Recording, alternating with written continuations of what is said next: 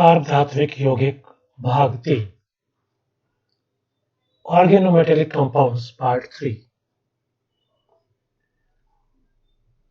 Organometallic compound series के इस तीसरी वीडियो में आज हम जानेंगे लिथियम मेटल के कुछ ऑर्गेनोमेटेलिक कंपाउंड्स के बारे में कि लिथियम के कार्ब धात्विक यौगिक किस प्रकार बनाए जाते हैं, उनकी संरचना किस प्रकार होती है, लिथियम के कार्ब धात्विक यौगिक के भौतिक गुण क्या क्या होते हैं और लिथियम के कार्ब धात्विक यौगिक किस प्रकार की रासायनिक अभिक्रियाएं प्रदर्शित करते हैं। लिथियम कई प्रकार के कार्ब धात्विक यौगिक बनाता है। रासायनिक संश्लेषण में इनका महत्वपूर्ण अभिकर्मक के रूप में उपयोग होता है, क्योंकि ये ग्रिग्नार्ड अभिकर्मक से भी ज्यादा क्रियाशील होते हैं। अभी जानते हैं कि लिथियम के कार्ब धात्विक यौगिक संश्लेषित किस प्रकार से किए जाते हैं।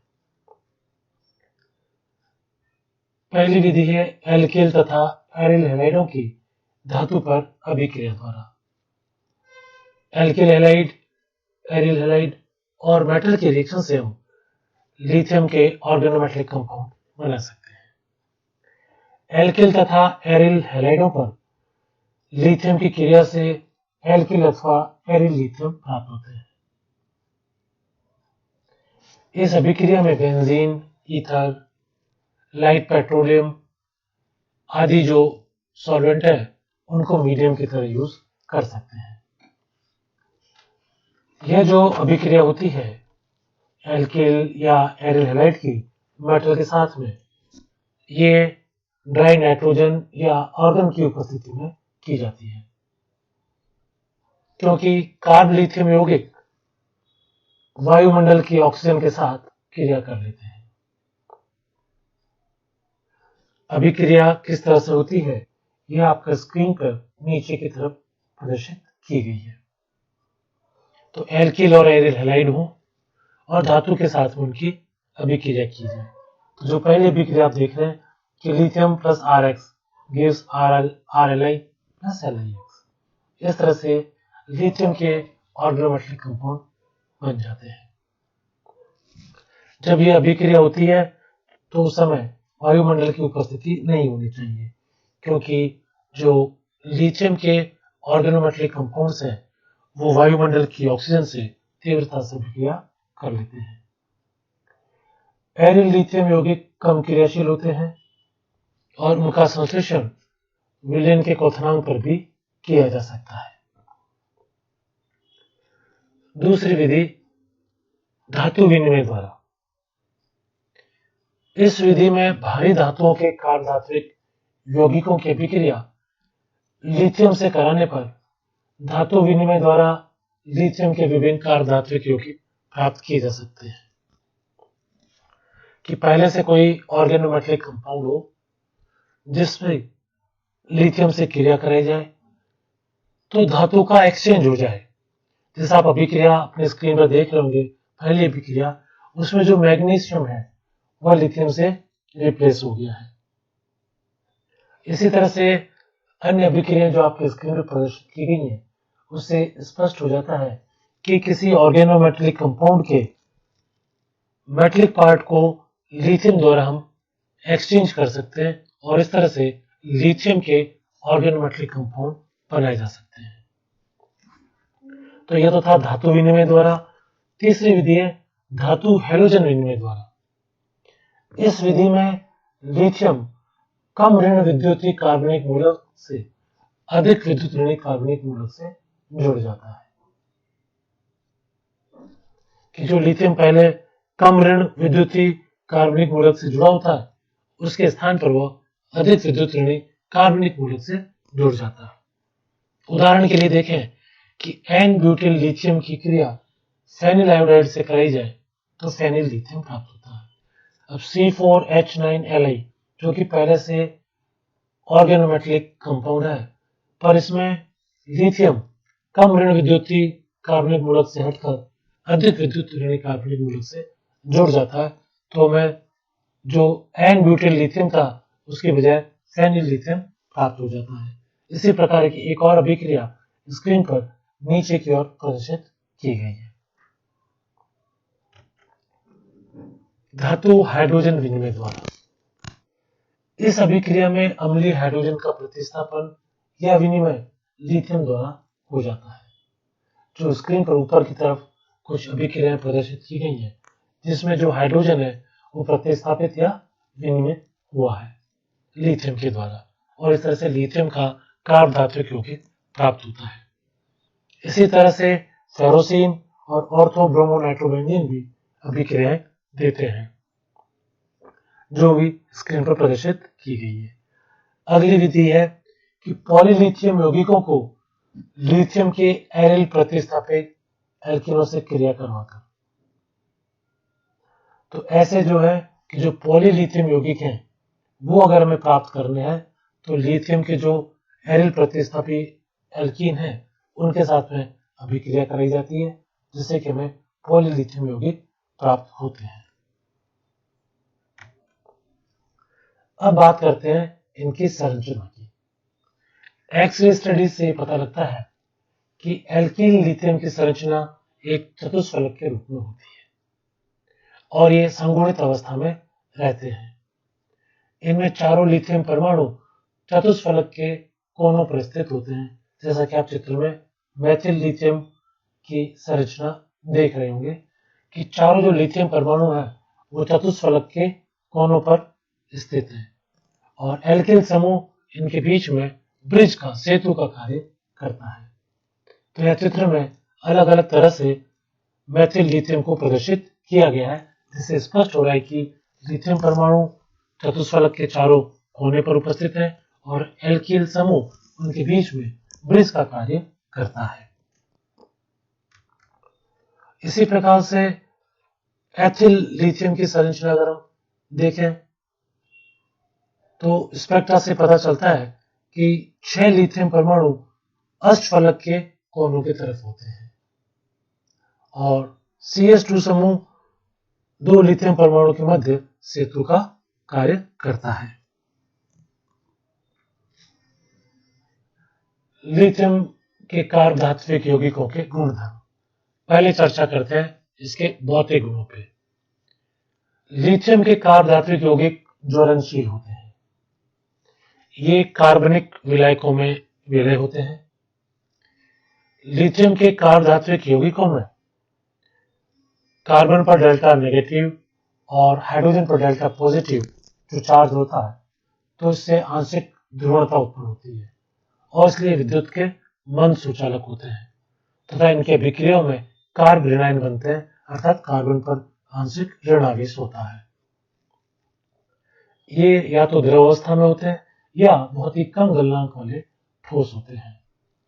वायु से तीव्र अभिक्रिया कर स्वतः जलने लगते हैं। इसीलिए जब हमने इसका सिंथेसिस पढ़ा था तब था कि शुष्क नाइट्रोजन की उपस्थिति में ही इनको बनाया जाना चाहिए। ये जल से भी तीव्र अभिक्रिया करते हैं और हाइड्रोकार्बन देते हैं। तो जल से इनकी अभिक्रिया की रासायनिक अभिक्रिया नीचे प्रदर्शित की गई है। अब बात करते हैं कार्ब लिथियम यौगिकों की रासायनिक अभिक्रियाओं के बारे में। कार्ब लिथियम यौगिकों की हैलोजन पर क्रिया में एल्किल अथवा एरिल हैलाइड बनते हैं। अभिक्रिया यहाँ प्रदर्शित की गई है। कार्बन डाइऑक्साइड जो ग्रीनियर अभिकर्मक के साथ क्रिया कर कार्बोक्सिलिक एसिड बनाती है, किंतु यही कार्बन डाइऑक्साइड कार्ब लिथियम यौगिक से क्रिया करके कीटोन बनाती है। तो CO2 जब ग्रीनियर रिएजेंट से अभिक्रिया करती है तब कार्बोक्सिलिक एसिड बनता है, जबकि कार्ब लिथियम यौगिक से जब अभिक्रिया होती है तो कीटोन बनता है। इस अभिक्रिया को कार्बोनेशन भी कहते हैं। अभिक्रिया स्क्रीन पर नीचे की तरफ प्रदर्शित की गई है। कार्ब लिथियम यौगिकों द्वारा कार्बोक्सिलिक अम्लों को कीटोन में बदला जा सकता है। यहाँ दो अभिक्रियाएं प्रदर्शित की गई है कि किस तरह से कार्ब लिथियम यौगिक द्वारा कार्बोक्सिलिक एसिड को कीटोन में कन्वर्ट किया जा सकता है। कार्ब लिथियम यौगिक अम्लों के साथ तीव्र अभिक्रिया करते हैं तथा हाइड्रोकार्बन बनाते हैं। जल के साथ भी यह इसी प्रकार की अभिक्रिया प्रदर्शित करते हैं और हाइड्रोकार्बन बनाते हैं। इसी प्रकार अमोनिया से भी अभिक्रिया कर ये हाइड्रोकार्बन बनाते हैं। आपकी स्क्रीन पर अम्ल के साथ अभिक्रिया और अमोनिया के साथ अभिक्रिया नीचे की तरफ नीले रंग से प्रदर्शित की गई है। दोनों में यह हाइड्रोकार्बन बनाते हैं। N butyl lithium diphenyl ethylene जैसे ऑल्फिनों के साथ क्रिया कर रंगीन उत्पाद बनाता है जिसके गुण आयनिक होते हैं। इनमें आयनिक कैरेक्टर होता है। अभिक्रिया यहाँ प्रदर्शित की गई है। अभिक्रिया के अंत में आप देखेंगे कि लिथियम पर आंशिक पॉजिटिव चार्ज और कार्बन का कार्बन आयन बंधा उस पर आंशिक ऋणावेश होता है और इसलिए इनमें आयनिक गुण होते हैं।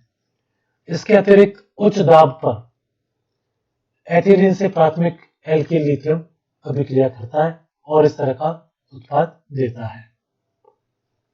लेकिन अगर ये प्राथमिक की बजाय द्वितीयक या तृतीयक एल्किल लिथियम हो तो निम्न ताप पर एथिलीन से क्रिया करेगा और एक मोनोमर बनाएगा, एक लकी उत्पाद बनाएगा, जो कि स्क्रीन पर नीचे की तरफ प्रदर्शित किया गया है।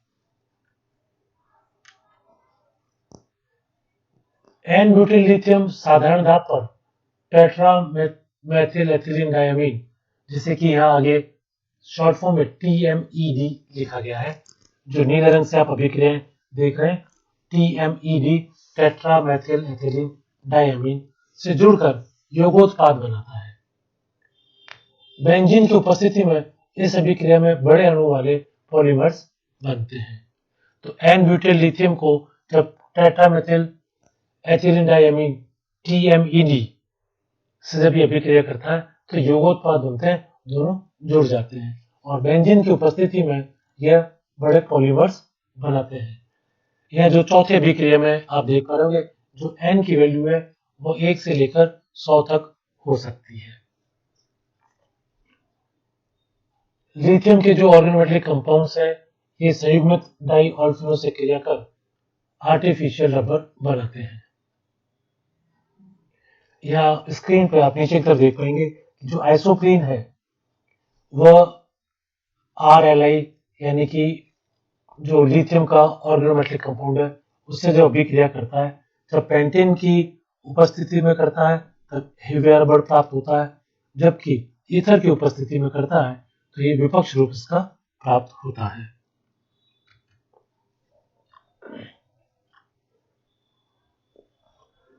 ग्रिग्नार्ड अभिकर्मक के समान ही ये कार्बनिक यौगिकों के साथ क्रिया कर अल्कोहल बनाते हैं। यहाँ दो अभिक्रियाएं प्रदर्शित की गई है, किस तरह से ये बेंजील्डिहाइड से क्रिया कर अल्कोहल में कन्वर्ट हो रहा है। पिरिडीन के साथ भी इनकी अभिक्रिया नीचे प्रदर्शित की गई है। कार्ब लिथियम यौगिक OH समूह वाले यौगिकों से क्रिया कर हाइड्रोकार्बन बनाते हैं। कि अल्कोहल से जब इन्होंने क्रिया की है LIR में तो ये हाइड्रोकार्बन उत्पाद के रूप में प्राप्त हुआ है। अन्य कार्ब धात्विक यौगिक जैसे कि मैग्नीशियम का हो, जिंक का हो, कैडमियम का हो, इनके साथ में जब ये कार्ब लिथियम यौगिक अभिक्रिया करते हैं तो एल्किल लिथियम संकुल के डेरिवेटिव बनते हैं। जो यह अभिक्रिया मैग्नीशियम के जो कार्ब धात्विक यौगिक है, जिंक के और कैडमियम के, इनकी अभिक्रिया यहाँ प्रदर्शित की गई है। जब इनका तापीय अपघटन किया जाता है तब ये एल्कीन के रूप में उत्पाद देते हैं। अब बात करते हैं लिथियम के कार्ब धात्विक यौगिकों के उपयोग की। सामान्यतः कार्ब लिथियम यौगिकों का उपयोग बहुलीकरण उत्प्रेरकों के रूप में लिया जाता है। जब भी पॉलीमराइजेशन करते हैं तो वहां कैटलिस्ट के रूप में कार्ब लिथियम यौगिक काम में आते हैं। जैसे कुछ उदाहरण देखते हैं। पेंटामेथिलीन डाइलिथियम उत्प्रेरक द्वारा ब्यूटाडाइइन, आइसोप्रीन व स्टाइरिन आदि का बहुलीकरण करके रबड़ प्राप्त किया जाता है। ब्यूटिलीन का जब पॉलीमराइजेशन करना हो तो C4H9Li N ब्यूटिल लिथियम का उपयोग किया जाता है। वाइनिल क्लोराइड का क्रिस्टलीय बहुलक पॉलीविनाइल क्लोराइड, जिसको कि हम पीवीसी के नाम से भी जानते हैं, उनमें भी एन ब्यूटाइल लिथियम का उपयोग होता है। C2H4 के बहुलीकरण हेतु कई एल्किल लिथियम उत्प्रेरक प्रयुक्त होते हैं। तो मोटे रूप से ये कह सकते हैं कि बहुलीकरण की क्रियाओं में अमूमन हम कार्ब लिथियम यौगिकों का उपयोग करते हैं। इसके अतिरिक्त एल्किल फॉस्फेट, आर्सेन आदि अधातुओं के ऑर्गेनिक डेरिवेटिव बनाने में भी कार्ब लिथियम यौगिकों का उपयोग किया जाता है। कई कार्बनिक यौगिकों के सिंथेसिस में जहां ग्रिग्नार्ड रिएजेंट को यूज नहीं कर सकते, वहां कार्ब लिथियम यौगिकों को यूज कर सकते हैं और इसी कारण से इन्हें सुपर ग्रिग्नार्ड रिएजेंट भी कहा जाता है। अपमार्जकों के रूप में प्रयुक्त होने वाले सल्फेटों के निर्माण में भी एन ब्यूटाइल लिथियम का उपयोग किया जाता है। तो इस प्रकार आज के वीडियो में हमने जाना कि लिथियम के कार्ब धात्विक यौगिक कैसे बनाए जाते हैं, उनकी संरचना क्या होती है, उनकी रासायनिक अभिक्रियाएं क्या क्या है और किस तरह से अन्य अभिक्रियाओं या उद्योगों में इसका उपयोग किया जाता है। धन्यवाद।